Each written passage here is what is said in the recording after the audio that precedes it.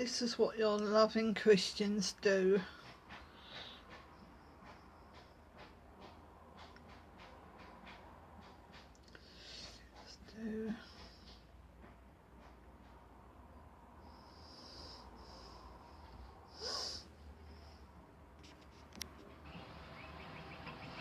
Hey y'all, this is me, the Alabama Hellbilly, or Tony Went, coming to you again, this time from the Winfield City Cemetery here in the glorious city owned by God, according to our city council.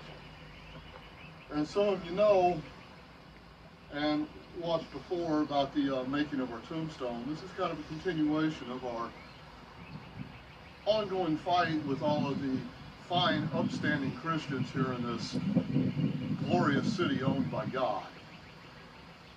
Well, after we made the tombstone, we started having a problem with some of these fine, upstanding soldiers for Jesus coming out here and vandalizing our tombstone. They were doing things like spraying it down with paint thinner or dumping turpentine on it, and on a couple of occasions even pouring gasoline over it and trying to light it on fire with cigarettes. So what we ended up doing, as of course after we started reporting this, nobody wanted to take it serious and wanted to actually claim that we were making all this up. So what we ended up doing is we went up and we bought a deer pig. And we took it and mounted it on this tree over here. We actually took it and we strapped it down and secured it to this tree. This is loving God-fearing Christians for you. A bunch of hypocrites. Now at that point in time, this brush and bamboo that you see here was grown out a bit more around it and made the camera a bit more obscure and difficult to see. So after we collected several photographs of individuals coming out and vandalizing our tombstone, we attempted to go to the city council and other authorities here in town, as well as writing numerous letters to federal authorities and other such, trying to get some help with our situation. Nobody would help us. One of the big problems we were having was that several individuals from the Winfield City Water Department were coming out here on their lunch break and taking their lunch breaks out here over our grave, over our daughter's grave. They'd come out and they'd put up some type of a sign of over her grave over here and would cluster around it doing who knows what. But it was obvious it was a jovial occasion for them. They were laughing, joking, high-fiving each other, and on occasion pouring things over the grave, which we come out the next day and find out was things like turpentine and gasoline. Let's go back over here to the grave. We ended up taking these photographs and we gave them to the city council. If you'll notice on my video that I had posted there, where I confronted the city council, they consistently demanded over and over again, and before this I had already spoken with the city attorney about this, and they kept wanting the photographs. So we gave them the photographs, at least some of them. And instead of doing anything about it, what they ended up doing was they cut back this bamboo where we had the camera hid and stole the camera. Well, the camera's conveniently gone, disappeared approximately a week after we turned in the photographs to the city council. To date, nothing has been done about the vandalism on the grave.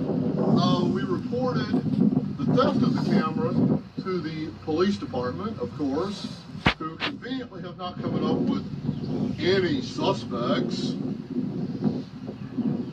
Now, this is a relatively small community. The camera had to have been cut down professionally. It was stolen the same day that all this bamboo was cut back. And it had to have been cut by professional gardening tools. The same types of saws and equipment you would have to have cut down and cut back this bamboo. Very convenient. The consistent answer that I'm still getting from the local police and others concerning this is, well, the vandalism has stopped, hasn't it? Nobody is continuing to vandalize your grave. Your daughter's grave, right? It's over. And many of those on the town council are telling us that they've been out here and inspected the tombstone and could find no signs of vandalism. Well, just a couple of days ago, somebody had came out and kicked over this tombstone and stomped it and stomped on the flower arrangements. Now we've come back out and replaced it. But once again, I've called the police about it, and they have done nothing, really didn't send anybody out. And I'll go back in Monday to the police department and talk with the chief of police again concerning the continuing vandalism of the grave and the fact that they cannot manage to come up with any possible explanation of what could have ever happened to my camera, other than that it couldn't possibly have been anybody associated with the city or the city council. Now, if you come here and take a look, you can rather plainly see a lot of the damage that's been done to this stone that our esteemed city council can't seem to manage to evaluate. For one thing, this is purple heartwood. If you take a good close look at this, you can see the discoloration in it. Being purple heartwood, this should turn darker the more it's exposed to the outside environment. This stone should be a deep purple, if not almost black. Now here, you can very plainly see the damage that's been done to the stone as a result of all of the garbage that's been poured over it. We coated this thing with some 30 different coats of sealant and varnish.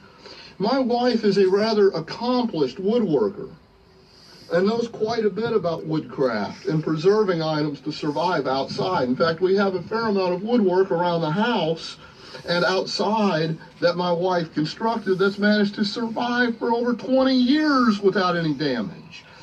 But you can already see the decay starting to set in.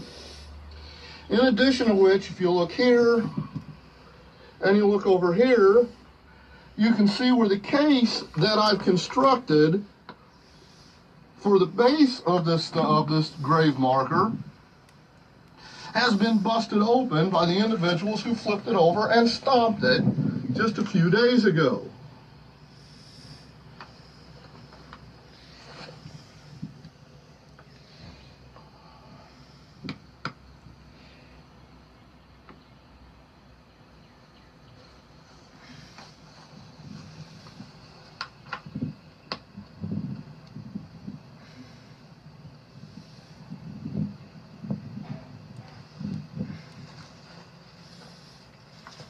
Now, a few weeks back, I had went back to confront the city council concerning the theft of the camera and asked them what, if anything, they had done regarding the pictures I'd turned in. And the solution was that they had the chief of police take me off to sit down and talk to me in private. I'll end up posting that video very soon. I may even clip it onto the end of this. Most likely I'll go ahead and post it separate. But it's a very short one. It only lasted a few minutes before the mayor and the rest of the city council had me essentially escorted from the room. At this point, we really don't know what else to do. This grave marker that we worked so hard on constructing ourselves because nobody would sell us one is not going to last much longer. The decay has already set into the wood. And with the continuing acts of violence, and now with no camera out here even to catch it, had they left the camera alone and not stolen it, we would at least know who it was that kicked this thing over and stomped it the other day, just maybe 2 days ago. But that was the whole idea. With the camera gone, these great warriors for God now have carte blanche to come out and vandalize a child's grave in Jesus' name. Hallelujah. We don't know what to do. If any of you have any ideas, we're open to suggestions. At this point, we're out of ideas. The city council won't help us. The local police won't help us. The federal authorities that we've tried to contact won't even respond to us, won't help us. We've contacted numerous attorneys trying to get some legal help on this. They won't help us. They won't give us any response. We're on our own and we're under siege. We cannot even bury our children in peace. We don't know what to do at this point.